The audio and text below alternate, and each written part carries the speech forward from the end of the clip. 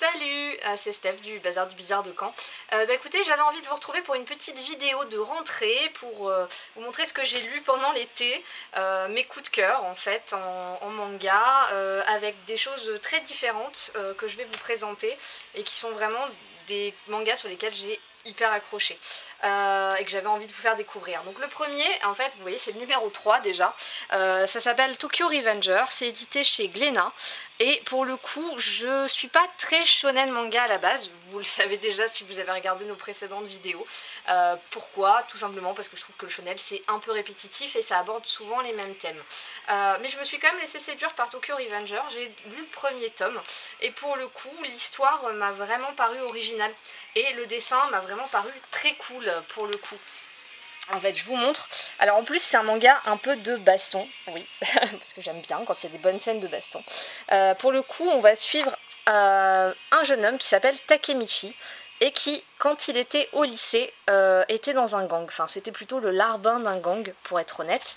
Et en fait, il n'a pas fait grand chose. En fait, après le lycée, il a déménagé pour échapper à ce gang et il végète en attendant qu'il se passe quelque chose dans sa vie. Et du coup, un jour, en regardant les informations, il apprend que sa seule petite amie avec qui il sortait au lycée est morte dans un règlement de compte entre ce gang. Il est complètement bouleversé, il se rend au travail et sur le quai du métro, il tombe ou il est poussé, on ne sait pas trop. Et en fait, il se réveille dans ses années de lycée avec sa conscience d'aujourd'hui en fait, en se disant j'ai une chance de sauver celle que j'aimais et de faire quelque chose de bien de ma vie alors que je n'ai jamais rien fait. Et donc il y a un petit twist comme ça un peu surnaturel, je vous en dis pas plus, c'est vraiment hyper addictif. Les personnages sont bien écrits et franchement c'est très très cool, lisez-le, on en est au 3, vous n'avez pas beaucoup à rattraper, vraiment très chouette. Hop, ensuite, je vais vous présenter, alors ça c'est une série, on en est au 14e déjà, March Comes In Like a Lion, qui est édité chez Kana, qui est vraiment une des séries que je mets sur le dessus de ma pile quand ça sort, parce que c'est le shoujo un peu, non c'est pas du shoujo déjà, c'est un seinen, mais c'est un peu le seinen feel good, tranche de vie. En fait, on va suivre un jeune homme et plein de personnages en fait qui sont un peu en recherche du bonheur.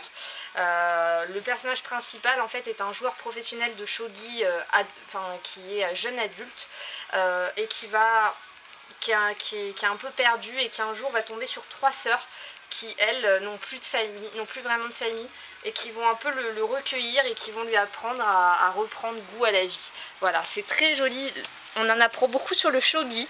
Voilà, moi c'était pas un jeu qui m'intéressait à la base, mais je vous avoue qu'en fait, voilà, le manga est très poétique, il y a une douceur dans chaque tome, et les 3 sœurs, elles cuisinent super bien, et ça vous donne envie de réaliser plein de plats tout le temps. Voilà, moi j'adore ce manga. Ensuite, je vous présente, alors une vraie petite nouveauté cette fois, édité chez Delcourt Tonkam, il y a le 1 et le 2 qui sont sortis en même temps. La malédiction de Loki, voilà, un shonen un peu fantasy. Pour le coup, pareil, j'y suis allée un petit peu, voilà, sans a priori, parce que voilà, le shonen toujours, c'est pas trop mon truc. Et en fait, j'ai été hyper agréablement surprise, puisqu'on est dans un monde fantastique où en fait on va suivre ce personnage, donc qui s'appelle Loki, mais qui, lui, n'est pas un vrai humain, mais qui en fait est issu d'un dessin qui a été réalisé par une petite fille qui est qualifiée de sorcière à son époque, parce que quand elle mélange son sang à ses peintures, elles prennent vie. Seulement les gens ont détourné ces peintures, elle est morte depuis longtemps, et en fait les peintures sont maléfiques, et donc Loki, en mémoire de la jeune fille, décide de détruire toutes les peintures. Il va se passer plein de choses, on est dans un monde un peu fantastique, puisque forcément, plein de rebondissements. On va suivre des petites histoires sur chacune des peintures, mais aussi en filigrane l'histoire de Loki et d'une mystérieuse secte qui, elle, cherche à récupérer les peintures pour s'en servir à des fins maléfiques. Voilà, moi j'aime beaucoup. Ensuite, je vous présente mon autre coup de cœur shoujo de seinen, je veux vraiment que ça soit des shoujo, parce qu'il y a trop de roses sur la couverture. Feel Good, BL Métamorphose. Alors BL Métamorphose, c'est l'histoire en fait de 2 personnes qui n'auraient certainement jamais dû se rencontrer, parce qu'elles sont très différentes en fait. On va suivre une adolescente qui travaille dans une librairie et une vieille dame qui donne des cours de calligraphie. Et en fait, un jour, la vieille dame rentre dans la librairie et tombe sur un yaoi. Oui, un boys love. Et en fait, elle est attirée par le dessin, le lit, et en fait, elle va nouer une relation avec la libraire, puisqu'elles ont toutes les deux la passion des yaoi.